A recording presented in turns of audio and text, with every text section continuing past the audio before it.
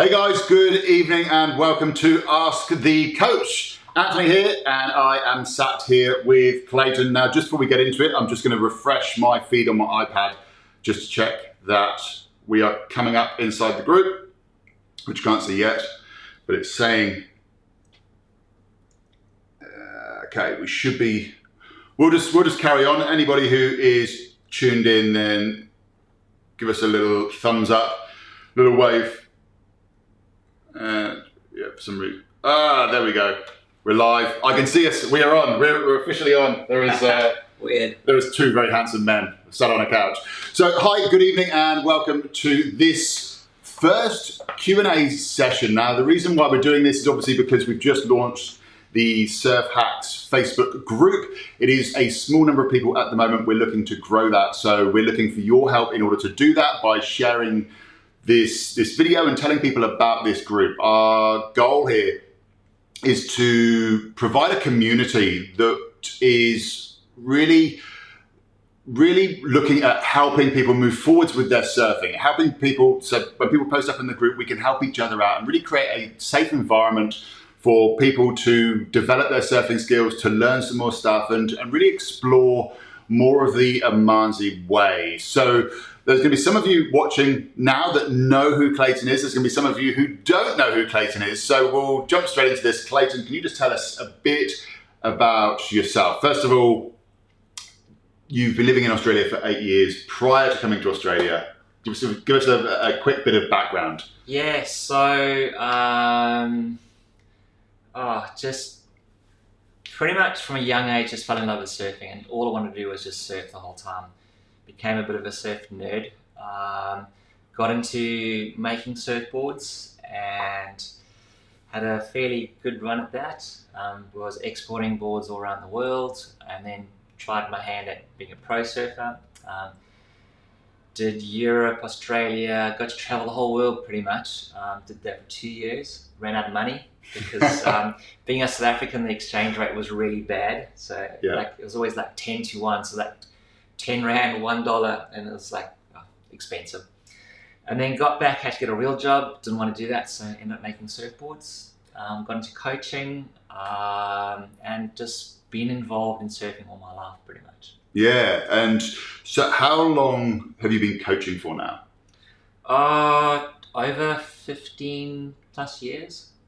So funny thing, whenever people come and order boards from you, Benati from Brazil tuned in. Hey. Hopefully I'm pronouncing your name right there, Benati. But anyway, tuned in from Brazil. That's amazing. Like, you're all the way over there in Brazil. Got no idea what time it is there. Been to Brazil twice. Really enjoyed myself. Love the Brazilian barbecues. Amazing. Yeah, so I was saying, like, often people come to order a surfboard and they talk themselves up to try and get a better board. So I try to figure out a way, how can I figure out who's bullshitting and who's telling the truth? So whenever I'd get guys to mimic their turns, whenever they order a board and show me, okay, show me how you turn. So the guys who surfed with their hands and really, you could almost visualize the turns, they're the ones who surfed really well. And the guys are just like arbitrary, didn't know how to move. And like a Tyrannosaurus Rex. Or couldn't talk through their hands and couldn't explain it really well. Didn't have a concept of how to surf on rather than how to use the boards properly. So like, oh, bullshit, and yes, you're a good surfer. So let me just stop you there, because we haven't even got into the questions yet, and you've already dropped a little golden nugget in there, and it might have gone over, they might have gone by unnoticed, but the turning of the hands is what is the difference between... Okay, so Ant, put your hand out. So if I grab Ant's pinky finger and I start turning him, that will turn his whole body. So now the thinking behind that, if I was driving a car and I want to turn that way, I just raise this hand and I start leaning into turn. To come back, I'll just turn that hand. So when you're surfing, if you raise this hand up, it will tilt your whole body onto your heel edge and you'll be able to turn that way. Likewise, if you drop this hand and raise that hand, I'll roll into my toe edge. So I can access my inside or outside rail by simply adjusting my hands the same way you'd ride a bicycle or drive a car. Oh, wow. So there's one thing straight away that you can try next time you're out surfing, and that is to just start to, what would you say, rotate the hands? What would be the best way to describe that? So we can actually take it away and use it next time we jump in the water. Okay, so I have some really weird memories. So I remember being a kid sitting in my car while my dad was driving. He used to smoke and the ash would come out and get me in the eye. It would bug me. But I'd also stick my hand out the car window and I'd do this and my hand would go up and I'd do this and it would turn to the left and it would turn to the right. And those same positionings work in the water. So like if you're going to jump, your hands lead the body. You never jump feet first and then the hands come. You don't work that way. So likewise when you surf, your hands, the top half leads the bottom half. So if you want to go up the wave, lift your hands up. If you want to go down the wave, point your hands down. And then the body knows how to follow through. So in other words, you lead your surfboard. Wow, that's some gold already there. I have brothers in your country. I'm assuming that's from Bernati. You've got brothers in our country. Fantastic. Well, when we can air travel again, maybe you should come over Bernati and jump on the skate ramp that we've got here. So you've coached some pretty big names as well, though, haven't you? Mostly like a lot of the South African guys. A lot of the up and coming guys around the CT. I did 3 years with a really good sort of coach mentor of mine. His name was Howie Gold. So he was like sort of the head coach and I was kind of coming up underneath him and I was more sort of technique orientated and he was more, what would you call it, like strategic orientated. Okay. So I've always kind of prided myself more on the technique side of coaching. Yeah.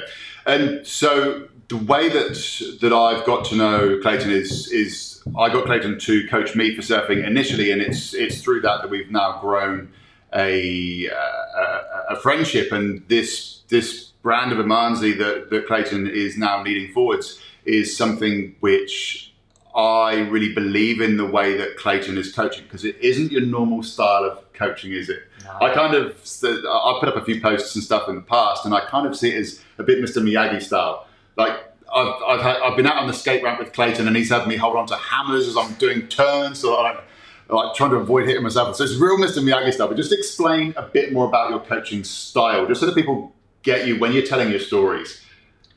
So I remember being at a contest. It was St. Mike's in South Africa. It's a right-hand point break, really good wave. And I really, really wanted to do one in the event. And I was just pushing as hard as I can in the turns. And my parents were going, Clay, you've changed. You're doing something wrong. Like, your surfing looks shit. Like, just do what you normally do. Stop doing what you're doing. And all I'm doing is trying my hardest to surf well. Yeah. But what I was doing is I was pushing so hard. I was just stalling on the turns, catching rail. There's absolutely no flow happening. And whenever you tense, you can't move well. So probably the best way to describe it is that if a golfer tries really, really hard to hit that golf ball far, they're just going to go, wah, and the ball's going to go, dunk, dunk, dunk, dunk. And they're going to get really angry and frustrated. Yeah. And the harder they try, the worse they're going to do. But if you relax and you follow through, okay, that golf ball's going to go, boom, it's going to fly. So likewise, when you surf, the less tension you have, the more flow you're going to have, and the more speed and power you're going to have when you surf. So I've been trying to figure out ways of trying to get people to relax and enjoy their surfing a bit more, but also how can you move your body where it's more stress-free and less tension. So I've been in a pursuit, like whenever I went to the dentist, I'd pick up golf things and how can I get more powerful on my drive? Or you got to stack on the front foot and turn the hips. And then I'd try to apply non-surfing skills to surfing, and I was surprised how good technique, whether it's in kickboxing, soccer, golf, good technique applies through every single sport, and it's the same principles that apply. Yeah, awesome. Look, well, let's dive into a few of the questions because we've got one coming in here. We've already got a few questions that have come in that I've got here, and we're 10 minutes into it already. So let's get into some questions. In your opinion, what is more difficult, skate or surf? Definitely surf. The reason being, when you're on a skate ramp or on the street, the ramp doesn't change or the street doesn't change, whereas the waves are changing the whole time. So when you are skateboarding, the external feedback isn't there. However, when you're in the water, like you might be paddling the wave, splashing in your face, there's a lot of external feedback that kind of dampens your learning experience. So ideally what you want to do is kind of like a boxer. He hits a boxing bag and gets all of his technique down and then takes that into a fight. So what you should do on a skate ramp is learn how to do all your turns, get your technique down, and then take that knowledge and take that muscle memory into the water. Yeah, perfect. And just to give your ego a little boost. Now, one thing that I'm not getting is people's names coming up. For some reason, my software is not showing it. But we have got a comment here. Best coaching I've had. Love the way he explains movements with his analogies. Excellent. So a little bit of an ego boost for you there. So thank you.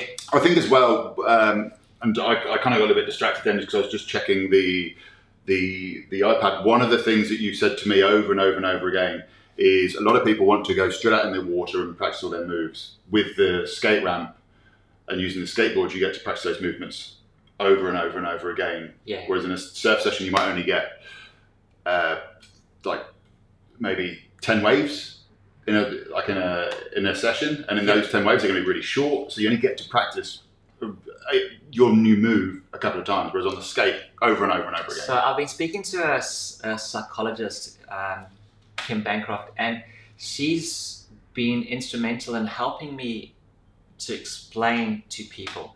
So what actually happens, you get bombarded with so much information, and a lot of that information goes to your sort of the back of your mind, your subconscious, that where you don't actually think about it.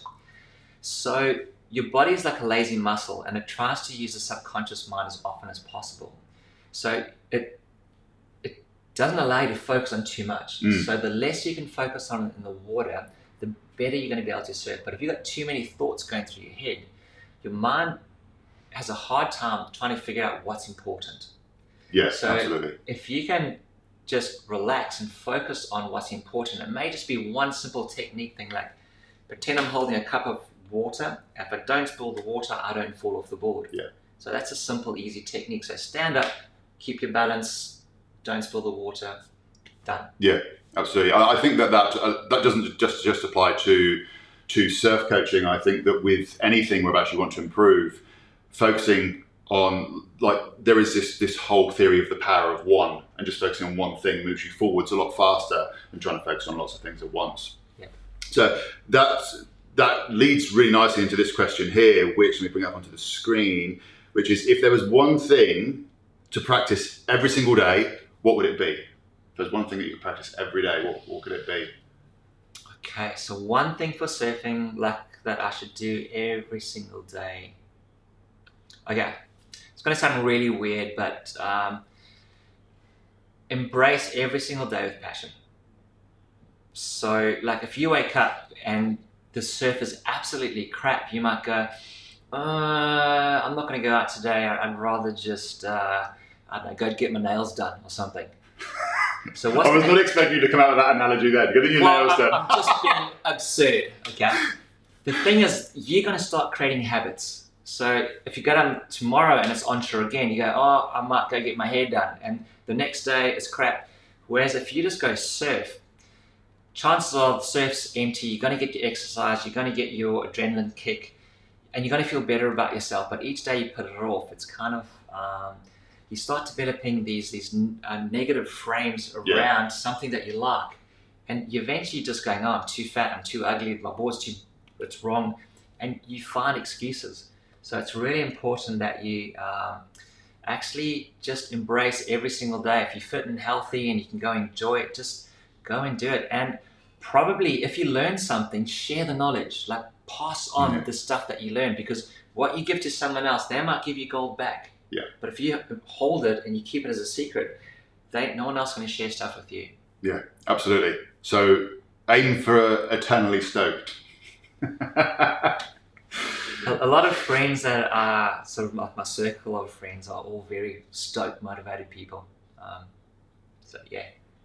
Excellent. So we're just going to pause and check in here for a second, just so that I can just check in with how many we got on. We got a good few online, but give us a thumbs up if this has been valuable so far. We haven't even got into the other questions that we've already got in. Give us a thumbs up, little heart, little like into the comments there. Also, if you have got a question, type it into the comments box. We're going to go to a few of the questions that were sent in to us prior to prior to coming on live tonight, and this was more a comment that was made by Gary in the Amanzi Insiders group. Now, the Amanzi Insiders group is for people who have purchased the online surf program. So there's another Facebook group in there where we run a few masterclasses, and we put a little bit more content in there, have a few more discussions, and break down surfing a little bit more. Excellent. Yeah. Okay. Cool. So I think this is really important to bring up here because there is so much information that's being pushed out on the internet now.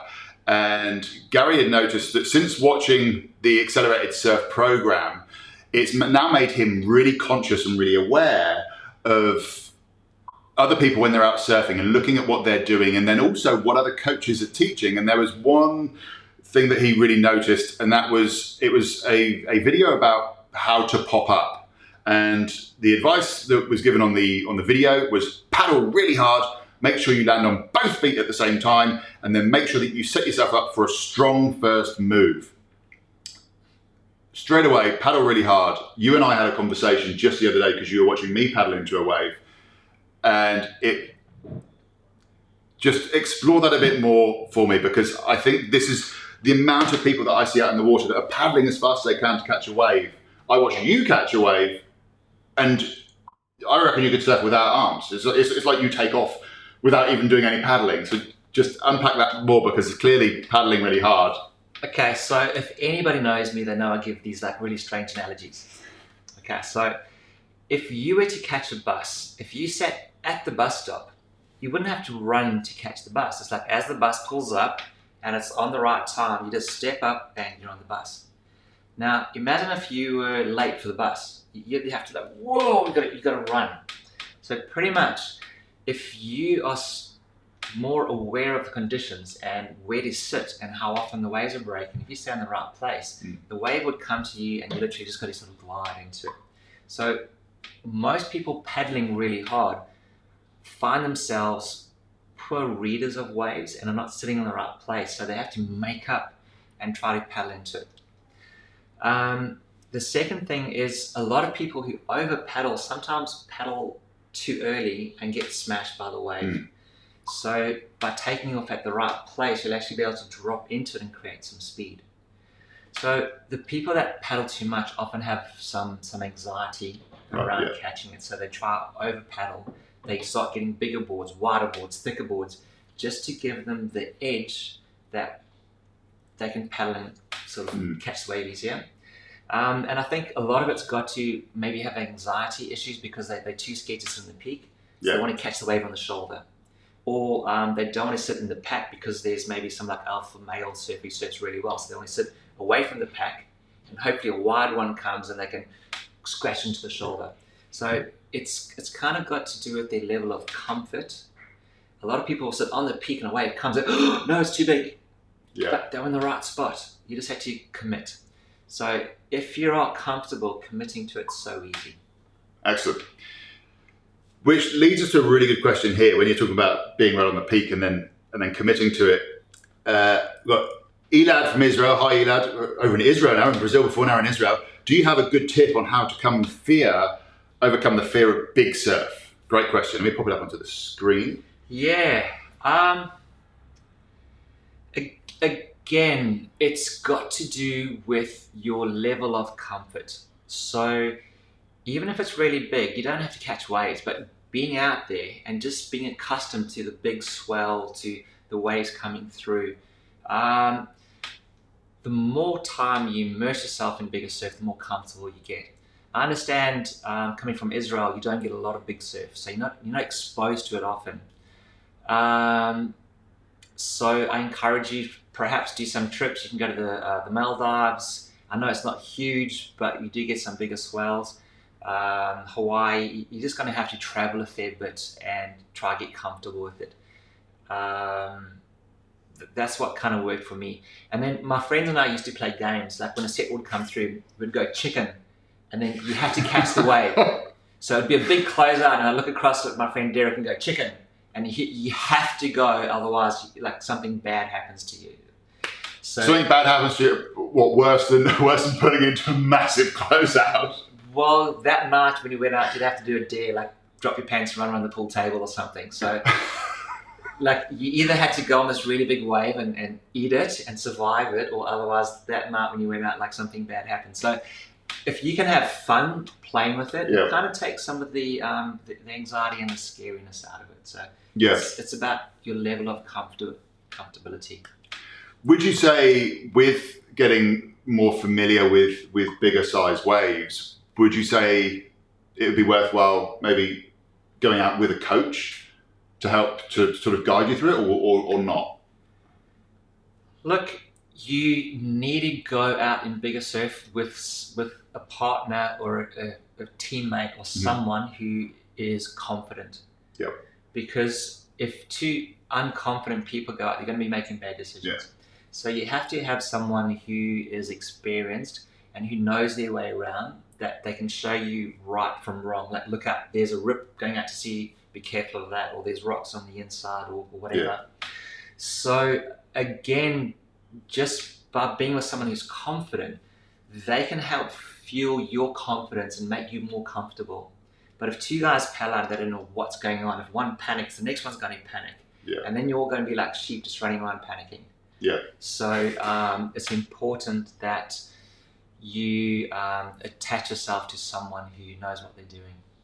Perfect. And I know that back in January, February, earlier on this year, before air travel was stopped, you run a surf program over in the Mentawais, don't you? Yeah, macaronis. And you've shown me some of the pictures of people. It was a Greenbush, wasn't it? People catching the biggest waves of their lives at Greenbush, and I'm looking at it going, whoa, that's pretty big. But that, I mean, yeah. I think that for myself, if I was to surf bigger surf, it would definitely be, I would want somebody, a coach, yourself there when I go and then surf those bigger waves. The funny thing about bigger surf, like think of them in terms of wheels. So if you got a small wheel, it'll turn really, really quick. But if you got a big wheel, it rolls a lot more slowly. So when you surf bigger waves, you've got more time. You just got to take the time to make the right decisions and to kind of pick the right lines. A lot of people get inside their heads and they make bad calls and bad decisions. And the problem that when you faced with fear, you're either going to freeze or you're going to run away from the section, or like you got to be able to look past those things, be comfortable enough to make the right decisions that won't get you into trouble. Yeah, excellent. Let's move into this question here. Pretty big question. You mentioned recently on Facebook the importance of learning to body surf or even get out on a bodyboard. Yeah. I never thought to do this. What's the benefit of doing this for surf progression? Awesome question. As I say, I don't know because of the piece of software that I'm using to broadcast, your names are not coming up, but whoever's asking the questions, thank you for typing your questions in. It's amazing. Thank you. Yeah, that's an epic question. So as a young kid, the first thing I learned how to do is body surf shore breaks, because I couldn't get out the back. So the shore breaks were readily available. Plus, if you got dumped, you're in the sand, so you wouldn't drown. But what it did teach me how to do is to actually get barreled and how to wipe out. Now, when you body surf, if you just go from the top of the wave down, you normally get swallowed and smashed by the wave. But if you catch the water at the bottom, the water that's drawing up the face, that gives you lift. So if you lean into that lift, the wave can actually pick you up and push you along. So it's trying to tap into the energy that lifts you up. Now, when you surf, you're trying to tap into that same energy. So when you go surfing, if you do tap into that energy, it's a way more sustainable part of the energy. And every time the wave lifts you up, you can get speed, and it picks you up and you get more speed. So then you start to flow with the wave. Yeah. So if you've never body surfed, you don't know where to find that energy.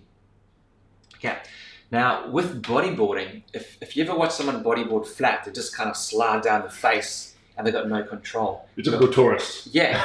but when you're on rail, okay, you can actually tap into that power zone and you can keep a nice line.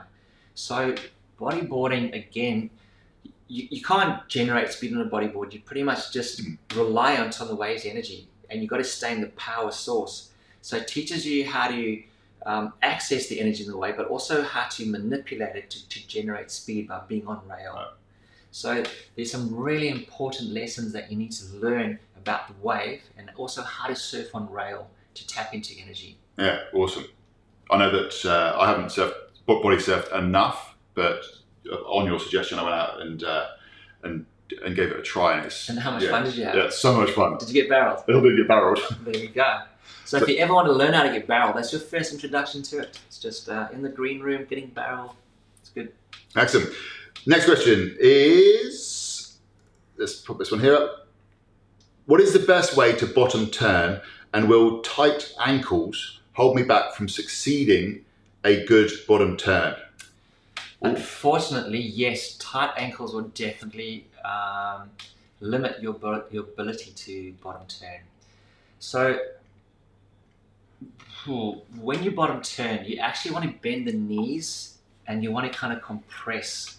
Now, the big thing about the bottom turn is actually the straightening. So think about if you're on a trampoline, you want to bend your knees and you want to extend up to get your the lift to go up the wave. Kind of like an arrow when you shoot it, okay? So the problem some people do is when they go into the bottom turn, they push so hard that they forget to actually release to come up. Now, if you've got tight ankles, if my ankles are tight, I'm going to want to bend from the hips rather, but if my ankles are loose, I'm going to be able to compress and keep my back straight and lean. So tight ankles will stop you from bending from the knees and the ankles, and it'll kind of make you bend over from the hips. Now, if you bend from the hips, you're going to start messing with your balance. But if your back is straight and you bend your ankles and your knees, you're going to maintain your balance through the bottom turn. Excellent. So we got the little comment there. Paddling. Wait at the bus stop. Yes, 100%. Look out for the bus stops in the water. There. Okay, the knee grating question from the other day. So this is a question that I can't put up on the screen because there's one that was sent through before. So this question was from Natalie. Grating left side of kneecap while popping up, and Natalie's goofy-footed. Let's just it goes into another bit afterwards, but grating the left side of the knee while popping up. We were just briefly discussing this before we came on. Okay, so imagine someone in the starting blocks wanting to do a 100-meter sprint. So their knees are pointing forwards, they're going to pump their hands forward, they're looking forward. Now take that person and just make them lie down. Okay, now when they come up, they push up, the knee still comes through in front. If you're lying down in your surfboard and you're kind of getting up sideways, the knee's going to kind of have to almost swing around. So imagine that the guy wanting to do the 100-meter sprint, but he's got his hands and the knee comes around the hand and then he starts to run. So the point I'm trying to make is that you need to come up facing forward with your chest forward when you surf. So you've got to rotate the hips around. If your hips are locked facing out sideways and you're almost surfing like a crab, you're going to find it very, very hard to pop up. Okay, so let me give you another explanation. When we walk, you always walk with your left foot forward, right hand forward, and we use our spinal engine to walk. We'll never walk left hand, left foot. So if you're popping up, left hand, left foot, you're side on like a crab, and then the feet you're going to struggle to get your body to maneuver itself properly. So you almost want to come up from a lying position into a walking position where the left foot, right hand's coming forward if you're natural foot, or right foot, left hand's coming forward if you're a goofy foot. Yeah, and one other thing that you mentioned beforehand when we were discussing this before we came on live was you were wondering whether Natalie would be making enough space, creating enough space as she was pushing out. Is that right? Yes. So Natalie, when you balance a wave, you almost want to go into this cobra position in yoga where your chest is coming up really high. If your chest is low on the board, you've got no peripheral vision, you can't see where you're going, and you're going to struggle to actually create space for the knee to come up straight. So if your chin's too low down, you're going to really struggle to get the leg through. Whereas the higher the chest is up and then you get your hips up, the leg will come through cleanly. So you do need to sort of almost arch your back. You'll watch the pros, they paddle in and they've got this real big back arch before they stand up. Whereas some of the other, and it's just like one or two strokes, where some of the the non-strong paddlers. They've got their chins down, and they're just flailing and they're splashing, and then they're so fatigued because they've paddled so hard, and then they've got to try to pop up. And I think they're their own worst enemies by not having a real nice upward sort of cobra posture when they're paddling.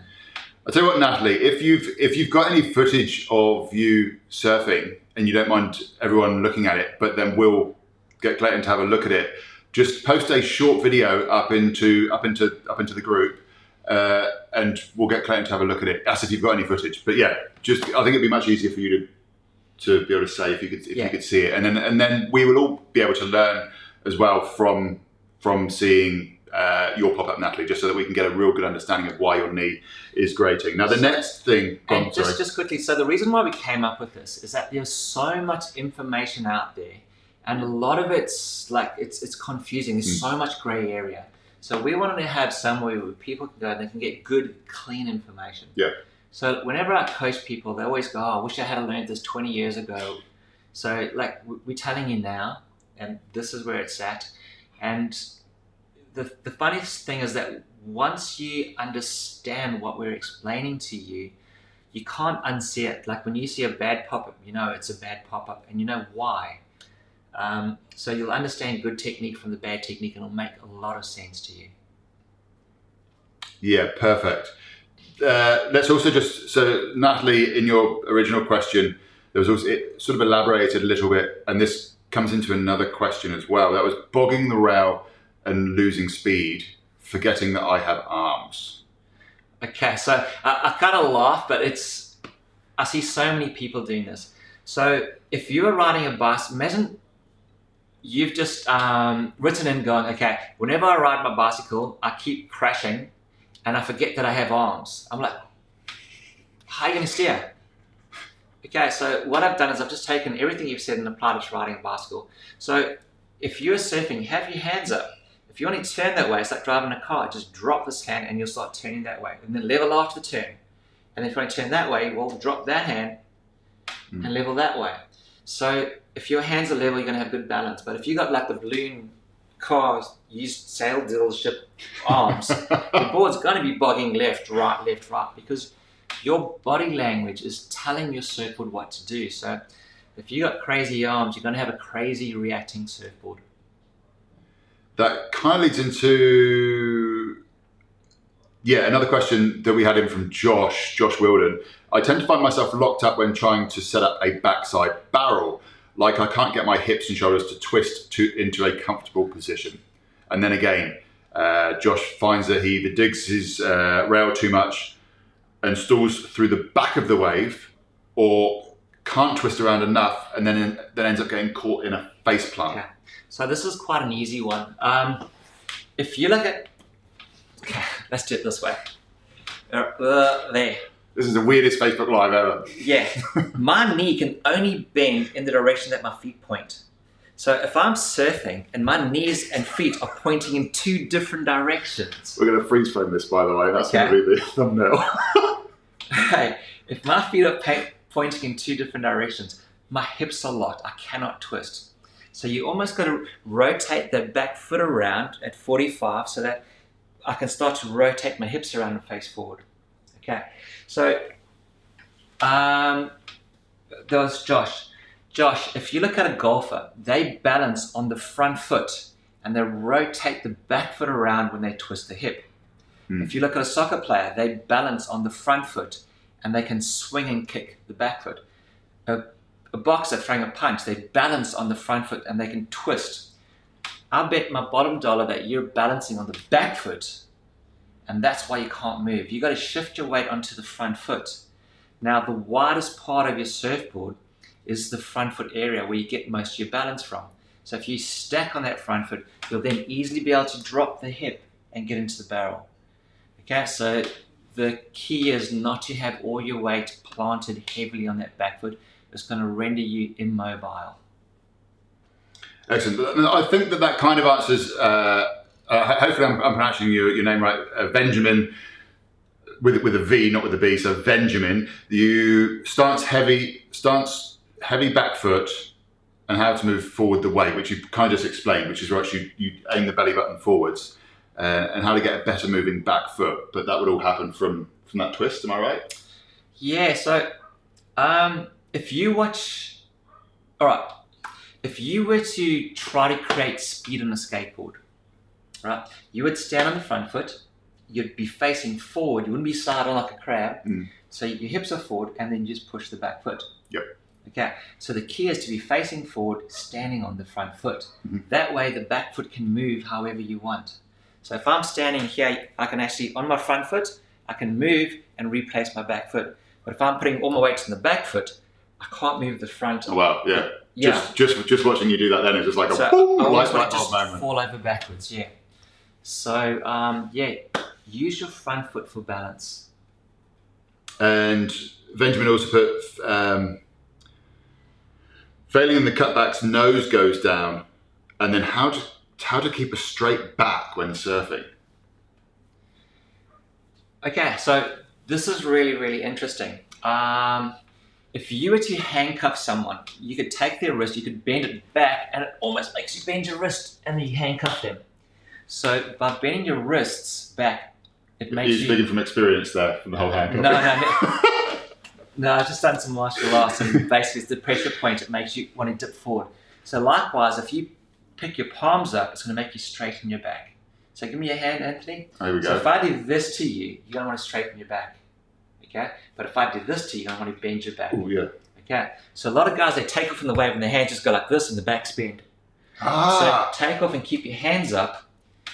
Okay? And you're going to have a straighter back. You've never told me that before. It's like I just had a little golden nugget moment. Like, ping, like my little light bulb's just going off. Wow. Like, as soon as you did that to me, I felt it. Yeah.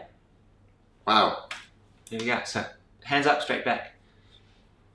We should, there's that song, isn't there? Hands up, baby, hands up. Just, that's now stuck in your head. Thanks, courtesy of me there. Oh, let's jump into the next one because I'm trying to work out why I just decided to sing. Okay, let me put this question up onto the screen. First of all, before we go into this, get Clayton to answer this next question. If this has been useful, give it some more like, give it some more love, just so we know that you're still there. Give it some hearts. Also, if you have got some more questions, we've got about another 20, 25 minutes that we can go through. So if you have got any more questions, fire them through. But any tips for crowded lineups? I have a tough time with them. Some social anxiety and just positioning when you're shoulder to shoulder. I think this is a really good one because I don't know whereabouts you are in the world, but here on the Gold Coast, since sort of COVID kicked in, it's just like everybody's out surfing. It's got so busy in the water. It's kind of like everyone got to stay home. They got given some money to go buy a new board and go surf. So it's super crowded. So yes, it is a problem. Okay, so I always liken crowds, especially the social aspect. If you had to go to the bank, you'll queue and you'll wait for the teller. If someone jumps the queue, you'll quickly go, yo, what are you doing? So in surfing, the good surfers tend to jump the queue the whole time because they've got confidence. The bad surfers let them do it because they feel bad. So if someone does jump the queue, you can make them aware of it by going, hey, how's it going? Like, you can greet them and be really nice. They feel guilty about doing it. Or you can make them mindful and go, how's that last one that you just had? And then just remind them that you've just had that wave. Or just paddle on the inside and just sit with them. But when the wave comes through, you have to back yourself with confidence and go. It's fine if you fall, but you've got to charge.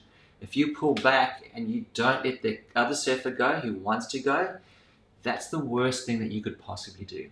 Right. So you either got to die trying, but yeah, you got to kind of put your money where your mouth is when it comes to that. So yeah, bit of survival of the fittest there. Yeah, look, as I say, I don't know who put the question in, but I'm totally with you on this one here. I would class myself as an intermediate surfer, and it's a conversation that I keep on having with Clayton and the other guys here at Amanzi. I constantly find myself sitting off to the side, not getting right where that's the peak is, and the guys keep on saying to me, just because I'm quite tall, and I also you can hear I've got a pretty loud voice. they're just like, use your size and your voice and just let people know that you're there. But there's still something about it which is holding me back. But yeah, I'm slowly trying to push. Let me give you a scenario outside of surfing as I do. Okay, so imagine that you're going to steal something from someone. Okay, like a handbag or whatever. Would you steal from like a really athletic sprinter, or would you steal from a cripple? What does logic say? I feel like I'm being forced into a corner here. The logic says steal from the person who can't chase me. Exactly. So a lot of people, when they stand up on a surfboard, they don't move well. Their hands are going in different directions. The knees are in different directions. They're flailing all over the place. And that's probably more than 50% of the people in the water. So if someone stands up and they're lacking coordination, I'm going to have a look at their wave. I'm going to paddle and go, okay. It's like, oh, this guy's not moving well. And chances are they're getting stuck behind the section, and then I can go. Yeah. Okay. And all I've got to do is make sure I'm moving well, I'm flowing with the wave, and I'll probably make the section. So by seeing people's body language, and then also if someone is surfing well, I'll move them to the left side and go, okay, you're surfing well. If someone goes bad, I'm going to go right side. Don't give them a second chance. So if I see someone surfing bad going over the falls, I will probably paddle and wait for them to go to the falls and drop in. Right. Okay, so by just gauging body language in the water, I can eliminate, like if there's 100 people in the water, I can eliminate 50. Okay. Just by reading people's body language. That's the argument that I would put here, though, is that's you, and you're really good at reading the body language of other surfers. No, okay, hang on.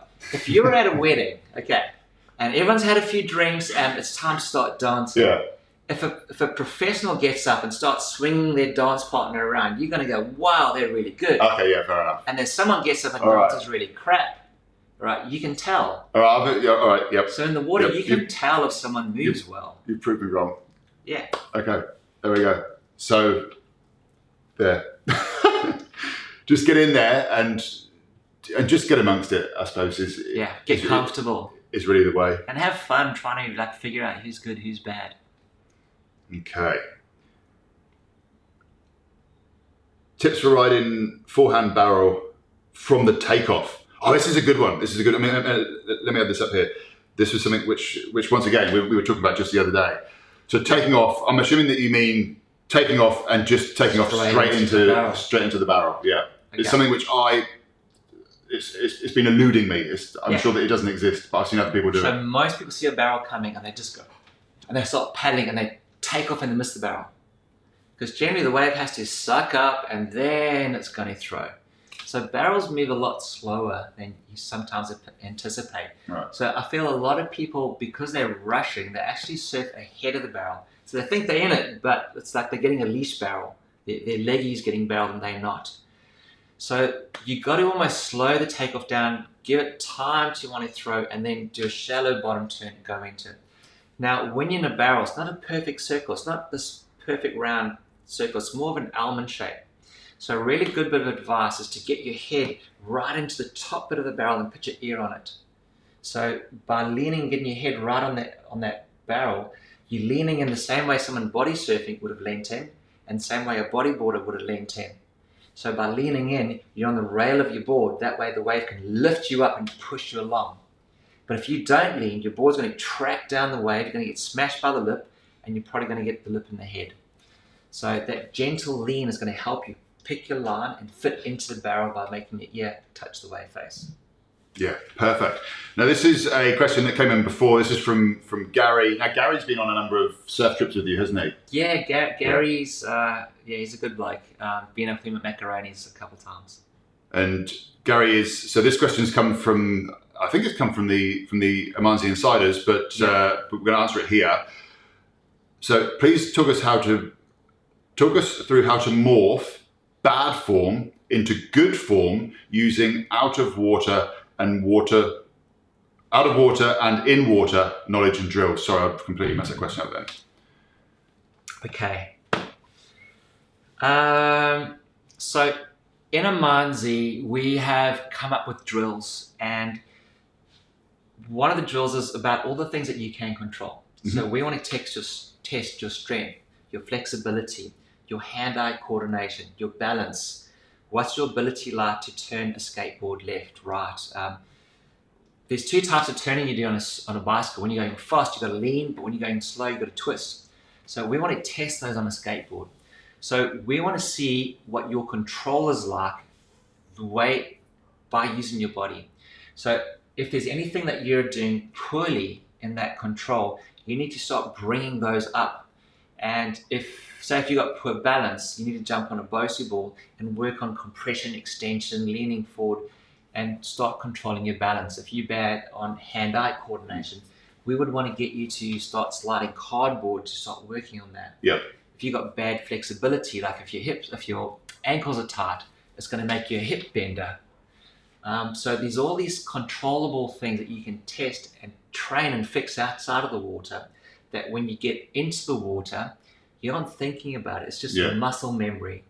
So it's kind of like a boxer. In the fight, he's not thinking about an uppercut. He's seeing an opportunity and he's taking it, which is what surfing needs to be. It's just seeing opportunity, and when it arises, you just default into doing something that you've trained. I think it's been a really good time to introduce the 8-step surfing audit, which is a free download, which we've got on the amanzisurf.com website. If you scroll down about halfway down the page, if you enter in your name and your email address, you can get access to there's a video which you get taken through, and there's a little worksheet that you fill in, but it really takes you through the 8 different steps or sections of surfing, and it allows you to work out whereabouts you need to focus some attention so that you can really improve. And that's free. Just head to the website. That is amanzisurf.com. Halfway down, and you'll see the 8-step. And if you were ill and you went to the doctor, he's going to go, "What's wrong?" Yeah. You don't just rock up and go, "Fix me." And you'd be surprised. A lot of guys go to surf coaching and they go, "What's wrong? Like, what do you want to work on?" And they go, "Just coach me." Yeah. So it's really, really hard. So by doing the checklists, we're testing your coordination, your compression and extension, your turning, your flexibility, your strength. There's all these things that you can test yourself, and you can give an honest appraisal, and whatever you're lacking in, those are the areas that need work. Like I had a guy going, "Hey, I want to learn how to do turns," but when he popped up, his feet are in 2 different directions. He's never going to be able to see where he's going. So I had to fix his pop-up to get both the feet facing forward so that he can actually twist. And like, "Oh, now I can see, now I can do a turn."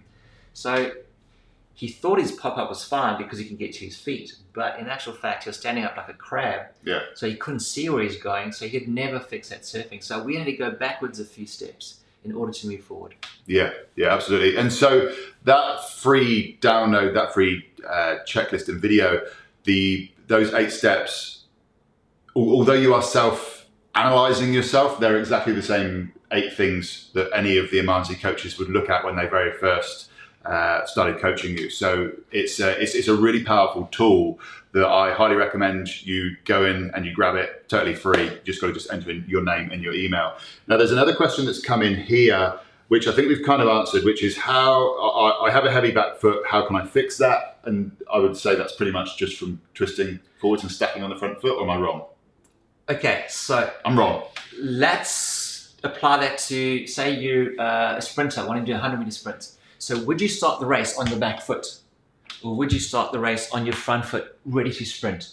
So if you're a heavy back foot surfer, I would bet that your back foot's sitting out at 45 degrees and that you're standing up with your left hand forward, right foot forward. And you're moving a bit like a crab. So you need to square the shoulders up, get the opposite hand, opposite foot forward. And I promise you, you'll move efficiently.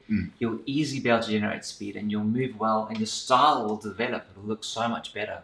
Yeah, that was probably one of the first things which I think you really got me doing, was just that whole movement and that shift in the way that I was standing made such a big difference.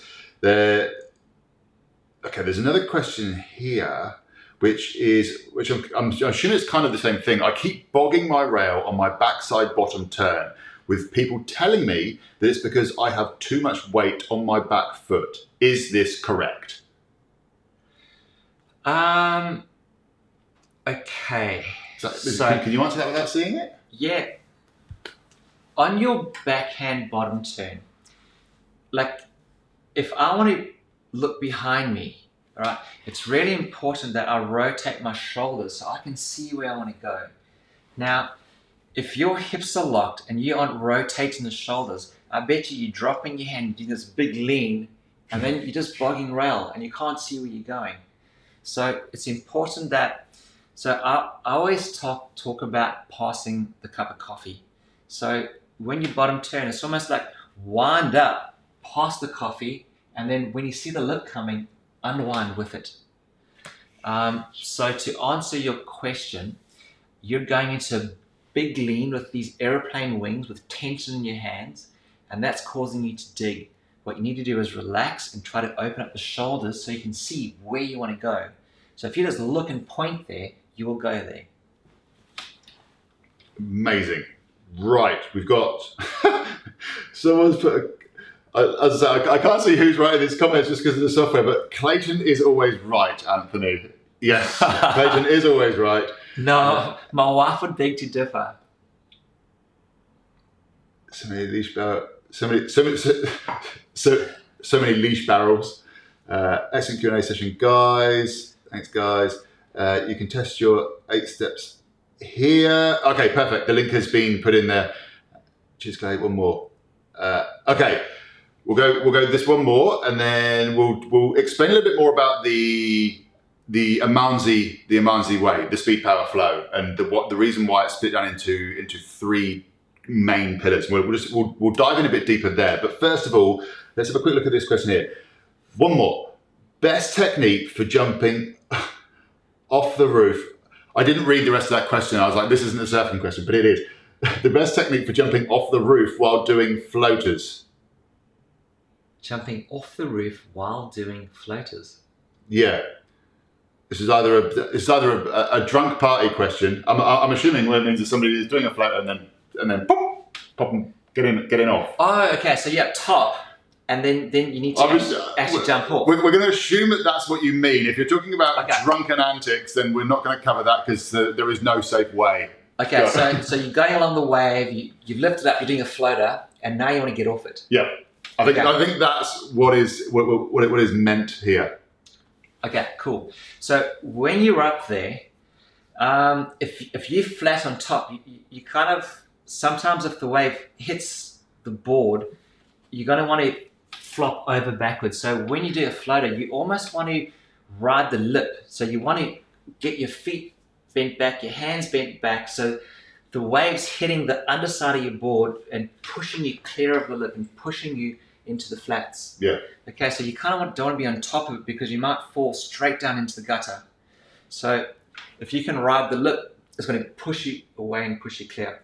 Now, water's flowing towards the beach. Mm-hmm. So when you come off the turn, you actually want to rotate the shoulders and follow the flow of water towards the beach.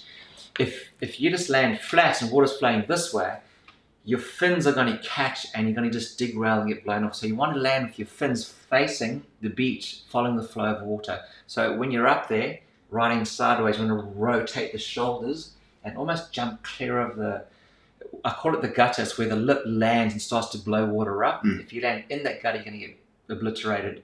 So you want to get pushed clear of that, and have your fins facing the beach, following the flow of water. I hope that makes sense. Perfect, and we were right. It was, yes, from the top, not from the roof of a house. So I'm pretty sure that we've covered everyone's questions. If you have got another question, we've got another 5 minutes. We can probably squeeze another quick question in there. But before we do, let me just tell you about the Accelerated Surf Program, which is split into 3 main pillars, which is the science, the simulation, and the surf side of things. This is a completely different approach to surf coaching. Within the program, you don't get told to use hammers and stuff while you're on the skate ramp.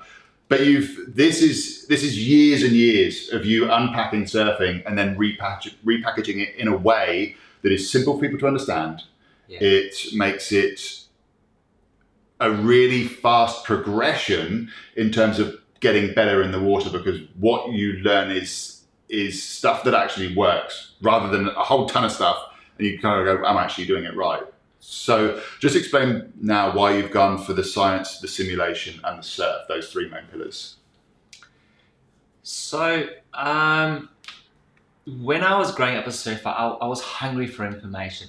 And some of the information that I got either didn't make sense or I couldn't apply it. So like whenever the pros came to town, I was always begging Geordie, like, Geordie, how do I do this particular move? Or like I'd bug Taylor Knox, how do I do this bottom turn? Like I wanted information. And then all of those things are feelings. So it's really hard to tell someone how something feels.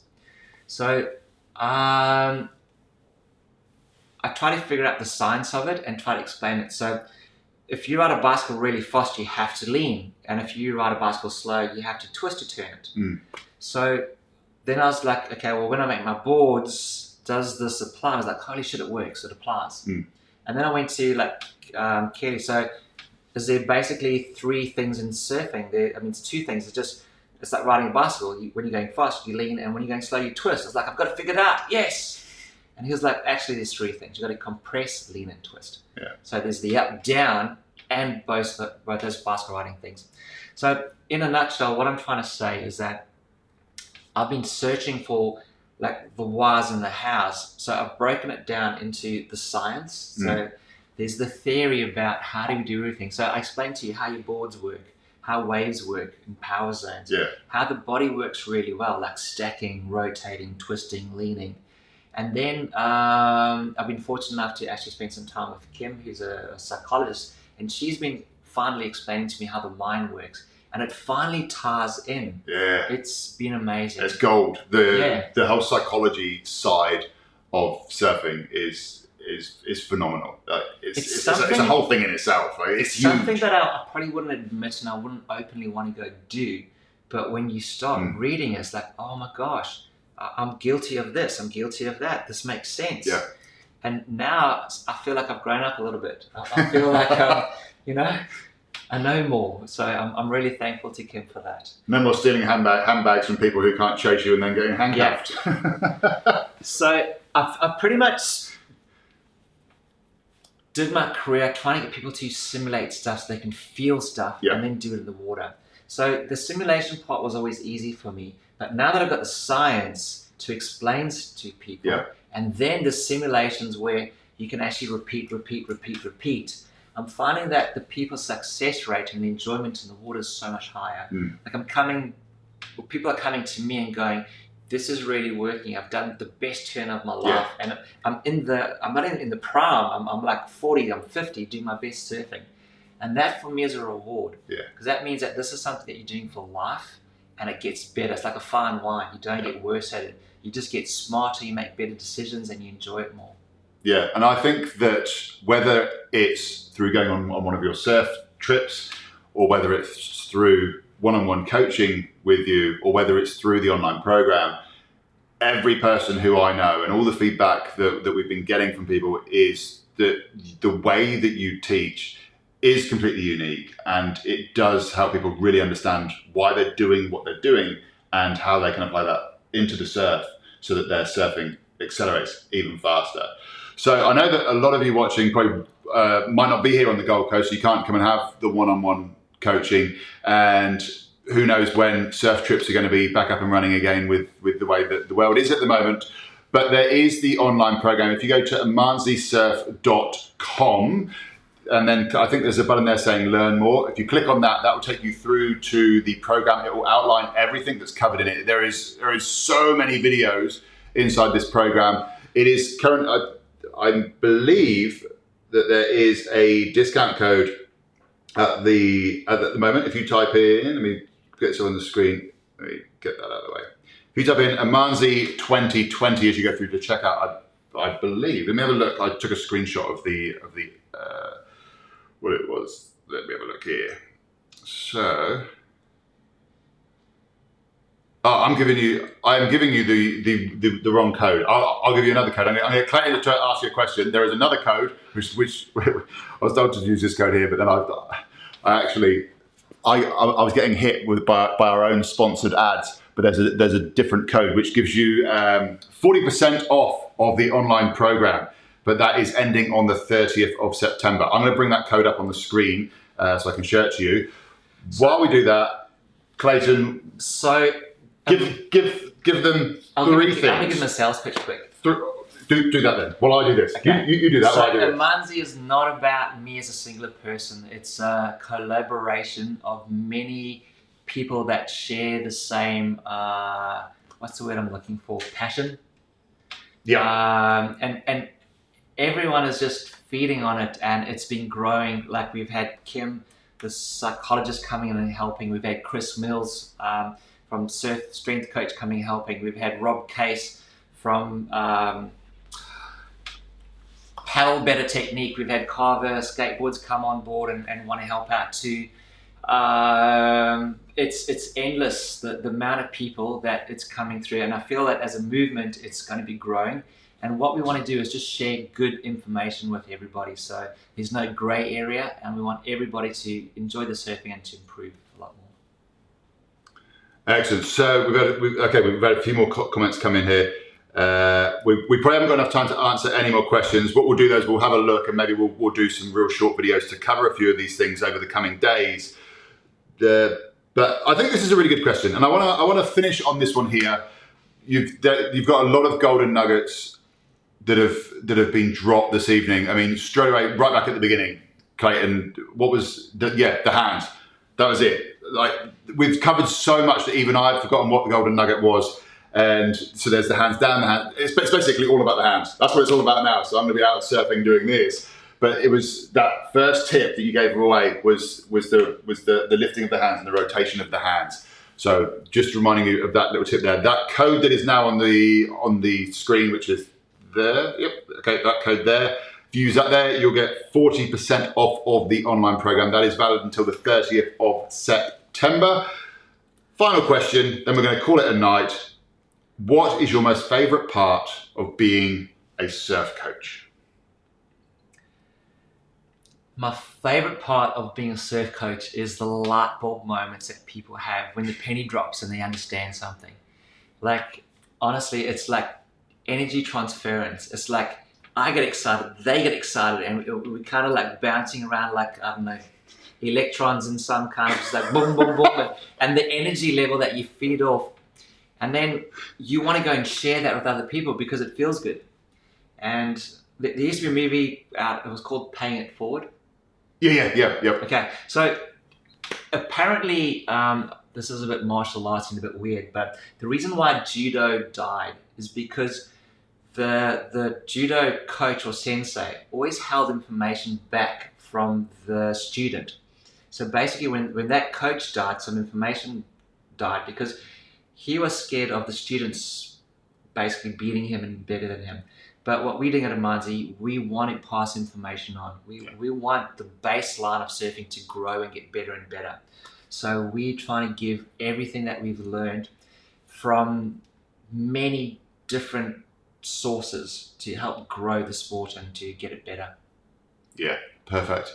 And look, what we'd love for you to do is to give us your feedback. What would you like us to cover within this group? What would be really helpful for you within this group so that we can make this a really good community of surfers who are all looking at improving their surfing, all looking at learning new stuff. So give us some ideas about what you would like to see inside this group, and then we'll work on making this a really cool community. But also treat it as a bit of a party. I mean, if you've got a question about surfing, post it up inside this group. There are going to be people in this group that might be more advanced in surfing than you, and they might be able to answer that question as well. So see this not just as a place where we're going to give you lots of information and content. See this as a bit of a party. You can walk around, have a chat to other people, post up your questions, and people within this group can give you their feedback as well. Because we don't want to make this a show just about Clayton and Amanzi. We want this to be about a community, building just a really rich community of like-minded people that want to get out there, really enjoy their surfing, and progress and have that eternal stoke. Don't just accept what people tell you. Challenge the ideas. Like, if it works, just does it apply in, I don't know, running a basketball? Like simple stuff. And if it works there, when you bring it back into surfing, does it make sense and does it work? And if it does work, you're going to find it's the right thing. Excellent.